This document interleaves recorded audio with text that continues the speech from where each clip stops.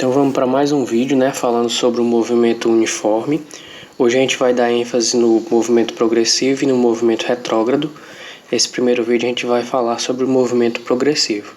Então a gente vai acompanhar essa tabelinha aqui, que essa parte de cima fala sobre os espaços, que estão dados em metros, e a parte de baixo fala sobre o tempo que está dado em segundos.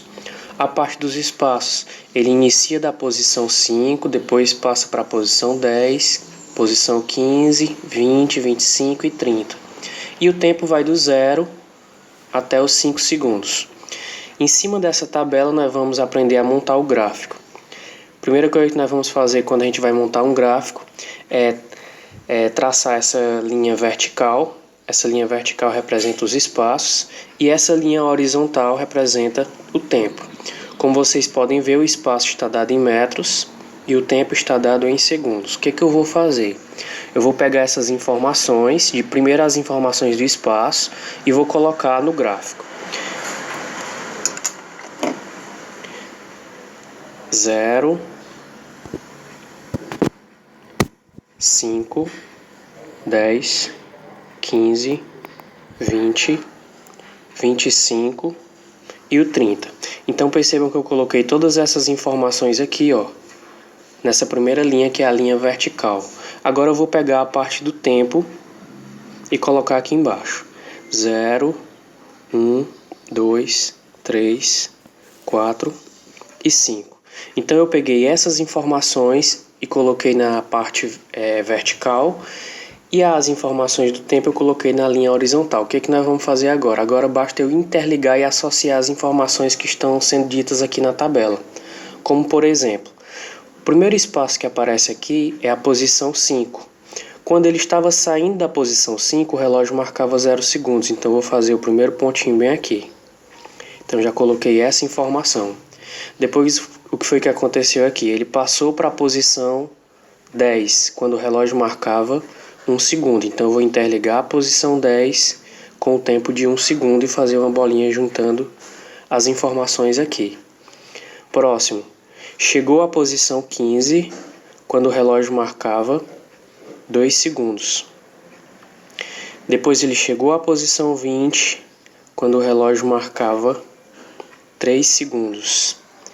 Posteriormente ele chegou à posição 25, quando o relógio marca 4 segundos. E por fim, ele chegou à posição 30 da rodovia, quando o relógio marca 5 segundos, que foi essa última informação que eu tenho aqui.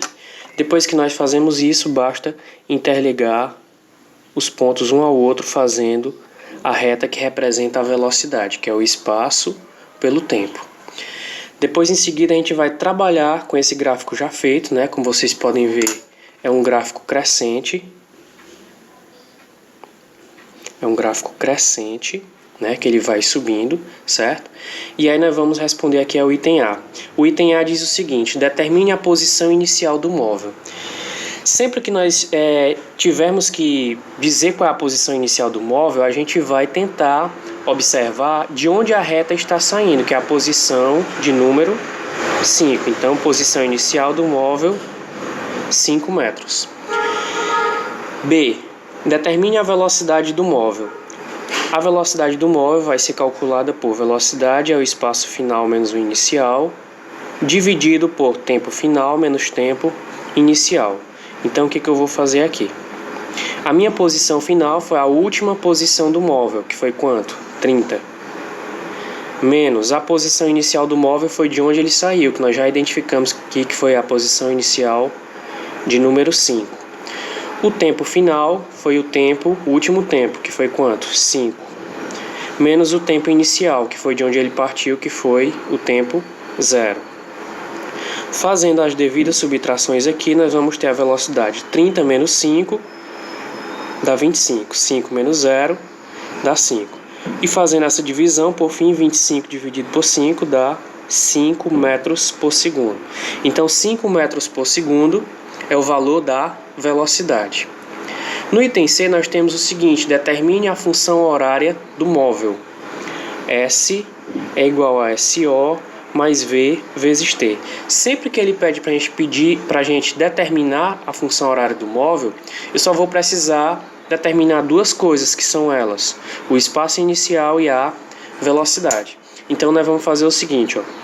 Vou repetir o S. No lugar do meu espaço inicial, qual é o valor que eu tenho? É de onde o móvel está saindo, que é quanto? 5. E no lugar da velocidade eu vou colocar o valor que eu acabei de descobrir, que era quanto? 5. E repito a letra T. Então está montada a nossa função horária dos espaços deste móvel nesse movimento, certo? O item D diz o seguinte: determine o instante em que o móvel passa pela posição 45 metros. O que eu vou fazer? Eu já tenho a função horária montada. S é igual a 5 mais 5 vezes T. E para que eu possa descobrir a posição, o instante em que o móvel vai passar pela posição 45, o que eu faço? Aonde tem essa letra S, eu vou substituir pelo valor 45.